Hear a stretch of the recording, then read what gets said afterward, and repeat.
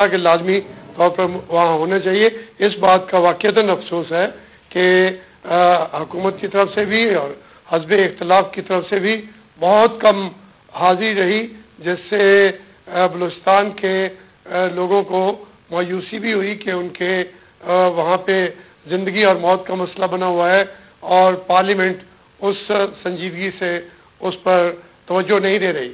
اب جہاں تک پیکیج کا تعلق ہے، اس سلسلے میں یہ بھی ہے کہ یہ ایک معاشی پیکیج کے نام پر سیاسی حل تجویز کرنے کی ایک ناکام کوشش ہے، کیونکہ جب تک سیاسی حل ساتھ پیش نہیں کیا جائے گا، صرف معاشی حل جو ہے وہ صرف اعلانات تک محدود سمجھا جاتا ہے. پہلے بھی اس طرح کے اعلانات بہت ہوئے ہیں، تو اسی لیے لوگوں کو چونکہ یقین نہیں ہے، اس لیے وہ آج تقاریر میں بھی اتنی دلچسپی انہوں نے نہیں لی. ہاشمی صاحب، یہ سیاسی حل جس کی آپ ذکر کر رہے ہیں، یہ نظر آ رہا ہے آپ کو کہ اس پہ کچھ کام ہوا ہے یا اس کو بالکل جو ہے وہ ایک طریقے سے اگنور کیا گیا ہے؟ جب میر نواز شریف صاحب کی ملاقات ہوئی تھی جناب آصف زرداری صاحب سے بھی، اس وقت بھی دونوں طرف سے یہ کہا گیا تھا کہ رابطے کسی حد تک ہیں، لیکن میں ایک پولیٹیشین کے طور پر یہ سمجھتا ہوں کہ جس سنجیدگی سے اس کے اوپر ایک فل ٹائم جاب، جہاں پہ جنگ ہو رہی ہو، ایک آدمی بھی اگر وہاں پہ قتل ہو رہا ہو یا کوئی اس کو ملٹری آپریشن میں کر رہا ہو، تو ایسے معاملے میں وہ ملٹری آپریشن ختم کرنے کے لیے جو سنجیدگی اور جو ایک فل ٹائم اس کے لیے درد لینے کی ضرورت ہے، وہ میں سمجھتا ہوں مفقود ہے. ٹھیک. اچھا یہ بتائیے ہاشمی صاحب کہ اب یہ 3 دن کے بعد یہ جوائنٹ سیشن ختم ہو جائے گا، اس پہ ووٹ تو ہونا نہیں ہے تو کہہ دیا ہے، منظوری دی جائے گی اور یہ کام مکمل ہو جائے گا جوائنٹ سیشن کا. کیا فائدہ ہوگا اس کا، یا یہ الٹا مزید ڈیمیج کرے گا جو بلوچستان کے حوالے سے جو ہوا ہوا ہے ریلیشن شپ کو؟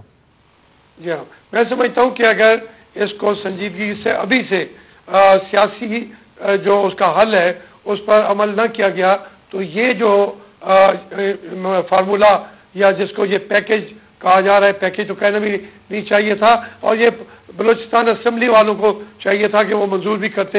یہ ایک سٹیپ ہو سکتا تھا، لیکن یہ لگ ایسے رہا ہے کہ جس طریقے سے بغیر ایک منصوبہ بندی کے یہ سٹیپ لیا گیا ہے، وہ بجائے فائدے کے زیادہ غلط فہمیاں پیدا کرے گا اور زیادہ دوریاں پیدا کرے گا. بہت شکریہ. جاوید ہاشمی صاحب بتا رہے تھے کہ اگر اس حالت میں اس طریقے سے یہ پاس ہوا تو یہ مزید جو ہے وہ ڈیمیج کرے گا، نقصان پہنچائے گا، اور یہ واقعی تشویش کی بات ہے.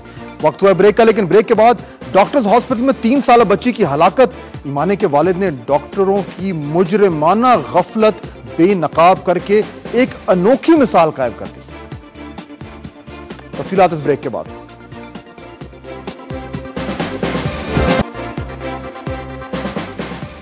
بابا مجھے کچھ ہو رہا ہے، مجھے نظر نہیں آ رہا. یہ آخری فقرے تھے جو 3 سالہ ایمانے کے منہ سے نکلے. جی، یہ وہی بچی ہے جو عید کے دوسرے دن 29 نومبر کو ڈاکٹرز ہاسپٹل کے ڈاکٹروں کی مجرمانہ غفلت کی بھینٹ چڑھ گئی. لاہور کی 3 سالہ ایمانے غلطی سے ہاتھ پر گرم پانی گرا بیٹھی. ماں باپ اسے ڈاکٹر ہاسپٹل لے کے آئے. ایمرجنسی میں نرسنگ سٹاف نے جلی ہوئی جگہ پر کریم لگائی اور تکلیف کم کرنے کے لیے انجیکشن لگا دیا. ایمانے چپ نہ ہوئی تو نرس نے ڈاکٹر کو بلایا. ایمانے کے والد عقیل کے مطابق ڈاکٹر غالباً سو کر اٹھا تھا. اس نے بچی کو دیکھا اور نرس کو انجیکشن لگانے کو کہا. ایمانے کی تکلیف پھر بھی کم نہ ہوئی. 15 منٹ بعد اس ڈاکٹر نے ایمانے کو تیسرا انجیکشن بھی لگا دیا. اس انجیکشن کے بعد ایمانے کی حالت بگڑنے لگی اور اس نے آنکھیں ہمیشہ کے لیے بند کر لی. ڈاکٹر کہتا رہا بچی سو گئی ہے. عقیل کو یقین نہیں آ رہا تھا. ڈاکٹر کو پھر بلایا. اس نے دل کی دھڑکن چیک کرنے والی مشین لگائی. اس پر ریڈنگ نہ آئی تو ڈاکٹر بولا یہ مشین دراصل بچوں کے لیے نہیں. اتنے میں ایک اور ڈاکٹر آیا. دونوں نے بچوں کی ECG کی جس پر سیدھی لکیر آ گئی. اس کے بعد بچی کے والدین کو تسلی دی جاتی رہی. پھر ایمانے کی چھاتی پر زور دیا گیا لیکن دھڑکن بحال نہ ہوئی. 20-25 منٹ بعد ڈاکٹر نے بچی کو کسی اور ہسپتال لے جانے کو کہا. دوسرے ہسپتال پہنچتے ہی ڈاکٹرز نے ایمانے کی موت کی تصدیق کر دی اور غمزدہ والدین کی زندگی کی امید ٹوٹ گئی. ایمانے کے والدین نے اپنی بچی کی ہلاکت کو تقدیر کا لکھا ماننے سے انکار کر دیا. انہوں نے پریس کانفرنس کی، ایمانے کے نام سے ویب سائٹ بنائی، سڑکوں پر بل بورڈ لگوائے اور اخبارات میں اشتہار دیے تاکہ لوگوں کو ڈاکٹرز ہاسپٹل کی مجرمانہ غفلت کے بارے میں بتا سکیں، اور سب سے بڑھ کر ایمانے کو ان سے چھیننے والے ڈاکٹروں کے خلاف کارروائی کر سکیں۔ یہ ایک مثال ہے پورے معاشرے کے لیے، خصوصاً ان خاندانوں کے لیے جن کے پیارے ڈاکٹرز کی غفلت کا شکار ہوتے ہیں، لیکن ان کے لواحقین اسے تقدیر کا لکھا مان کر چپ ہو جاتے ہیں۔ اس پر ہم بات کریں گے، ہمارے ساتھ لاہور سے موجود ہیں ایمانے کے والد عقیل احمد ملک۔ عقیل صاحب، بہت شکریہ ہمیں جوائن کرنے کا۔ Please accept our deepest condolences. ہم دعا کرتے ہیں آپ کے لیے، آپ کی خاندان کے لیے، ایمانے آپ کی 3 سالہ بچی کے لیے جس کو چھین لیا گیا آپ سے۔ مجھے یہ بتائیے کہ جس طریقے سے آپ نے اس کو تقدیر کا لکھا ماننے سے انکار کیا ہے اور آپ نے کہا ہے، آپ نے یہ ٹھانی ہے کہ جو لوگ اس آپ کی بیٹی کی موت کے ذمہ دار ہیں ان کو جو ہے جس طریقے سے ان کے خلاف کارروائی ہونی چاہیے، آپ پوری کوشش کر رہے ہیں ہر حوالے سے، اور یہ جو آپ اور آپ کی جو فیملی ہے جو جس ہمت کا مظاہرہ کر رہے ہیں، یہ دیکھنے میں کم ملتی ہے۔ مجھے یہ بتائیے کہ کیا امپیکٹ ہو رہا ہے اس بات کو، اس سانحے کو اب کچھ دن ہو گئے ہیں، آپ نے جس طریقے سے پبلکلی یہ کیمپین کی ہے، امپیکٹ کیا ہوا ہے؟ جی، جو مقصد تھا ہمارا اس کیمپین کا وہ یہ تھا کہ لوگوں کو اویئر کیا جائے کہ اگر ان کے ساتھ زیادتی ہوتی ہے تو اسے وہ روکیں، اس کے خلاف آواز اٹھائیں اور اس کو ہونے سے روکیں، کیونکہ ہماری بچی کے ساتھ زیادتی ہوئی ہے، ایک معمولی سی چوٹ کی وجہ سے اس کی جان لے لی گئی، اور ہم لوگوں نے آواز اٹھائی کہ جو زیادتی ہے وہ زیادتی ہے، اور اگر اس میں چاہے جتنے مرضی انفلوئنشل لوگ شامل ہیں یا اس کے ذمہ دار کوئی بہت بڑا نام ہے، اٹ ڈزنٹ میٹر، زیادتی ہوئی ہے اس کو عوام کے سامنے آنا چاہیے۔ ہماری بچی چلی گئی ہے، ہم نہیں چاہتے کہ آئندہ کسی اور کی بچی جائے۔ عوام کو ان کے جو رائٹس ہیں وہ پتہ ہو، جو ڈاکٹرز کی ذمہ داری ہیں وہ پتہ ہوں۔ یہاں پہ کوئی لا اینڈ آرڈر نہیں تھا ڈاکٹرز کے لیے، پرائیویٹ ہاسپٹلز کے لیے کوئی لا نہیں ہے، کوئی اکاؤنٹیبلٹی نہیں ہے۔ پچھلے کئی سالوں سے یہ لوگ عوام کا قتل عام کرتے آ رہے ہیں۔ صرف اس وجہ سے ہم نے یہ کیمپین چلائی تاکہ ان لوگوں کو ایکسپوز کیا جائے، ان لوگوں کو ہم آگے لے کے آئیں اور یہ زیادتیوں کا سلسلہ جو ہے اس کو روکا جا سکے۔ جو جانیں اتنی ضائع ہو چکی ہیں ان کا تو ہم ظاہر ہے ازالہ نہیں کر سکتے، لیکن مزید کوئی جان جانے سے ہم روک سکیں۔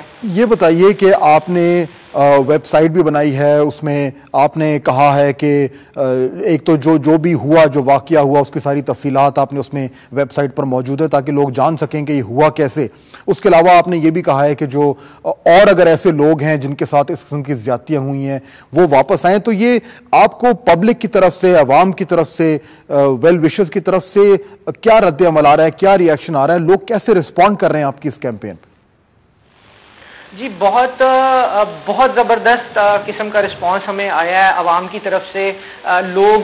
لوگوں نے بڑے دل کھول کے جو ہے ان لوگوں کے خلاف ہمیں اپنی جو ان کی دل کی باتیں ہیں وہ بتائی ہیں۔ ہمیں ان لوگوں نے کانٹیکٹ کیا جن کے ساتھ زیادتیاں ہو چکی ہیں آلریڈی، انہوں نے اپنے قصے بیان کیے، انہوں نے ہمیں بتایا کہ کس طرح سے ان کے ساتھ زیادتی کی جا سکی، لیکن وہ لوگ آواز نہیں اٹھا سکے۔